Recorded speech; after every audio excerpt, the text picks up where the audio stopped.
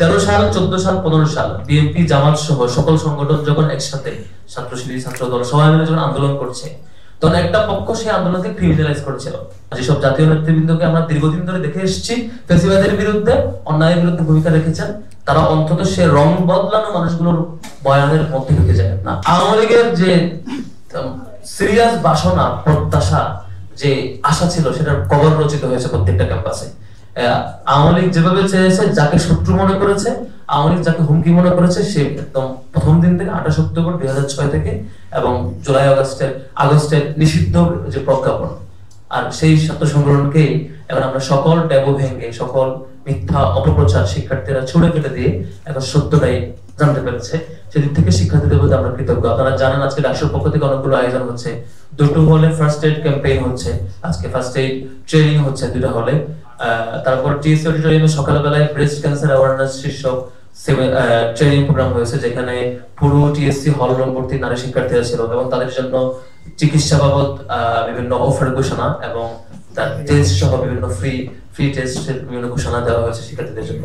এবং নানা কাজ চলছে আমাদের জন্য দোয়া চাই। আর 28 অক্টোবরের ব্যাপারে এবং পরবর্তী ব্যাপারে আমরা আরেকটা অবজারভেশন শেয়ার করবো, সেটা হচ্ছে 2013 সাল, 14 সাল, 15 সাল বিএনপি, জামাত সহ সকল সংগঠন যখন একসাথে ছাত্র শিবির, ছাত্র দল সবাই মিলে যখন আন্দোলন করছে, তখন একটা পক্ষ সেই আন্দোলনকে ক্রিমিনালাইজ করেছিল। একটা পক্ষ এই আন্দোলনকে দেখানোর চেষ্টা করেছিল এই আন্দোলনটা সন্ত্রাসী আন্দোলন, এই আন্দোলনটা ঠিক না, এই আন্দোলনটা ক্ষতিকর দেশের জন্য, এভাবে উপস্থাপন করেছিল এবং সেই ন্যারেটিভ এস্টাবলিশ করার জন্য সংঘবদ্ধভাবে যে চেষ্টা করেছিল।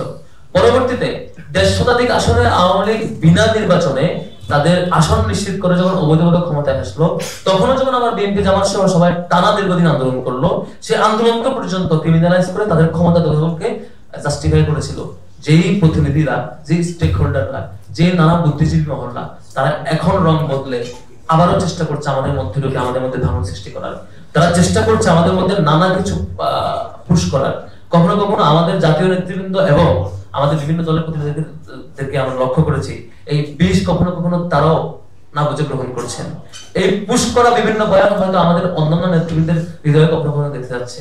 আমরা অনুরোধ করবো, আমাদের থেকে বিনীত অনুরোধ থাকবে, আর যেসব জাতীয় নেতৃবৃন্দকে আমরা দীর্ঘদিন ধরে দেখে এসেছি ফ্যাসিবাদের বিরুদ্ধে, অন্যায়ের বিরুদ্ধে ভূমিকা রেখেছেন, তারা অন্তত সে রং বদলানো মানুষগুলোর বয়ানের মধ্যে ঢুকে যায় না।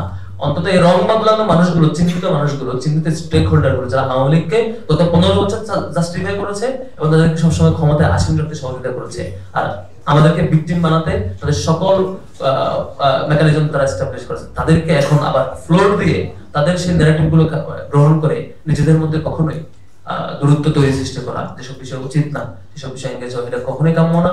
ইতিপূর্বে এই অল্প সময়ের মধ্যে আমরা বেশ কিছু অপ্রত্যাশিত আচরণ আমরা লক্ষ্য করেছি। আমরা আশা করব আমাদের সকল রাজনৈতিক সংগঠন এবং জাতীয় নেতৃবৃন্দ তার জায়গা থেকে দেশের প্রতি এবং সকলের প্রতি যে দায়িত্ব পালন করার কথা, সেটা নিশ্চয়ই করবেন। এই লগি বইটার এই লাশতন্ত্র এবং আওয়ামী ফ্যাসিবাদের যে আলোচনা আজকে হচ্ছে, সেখান থেকে শিক্ষা আমাদের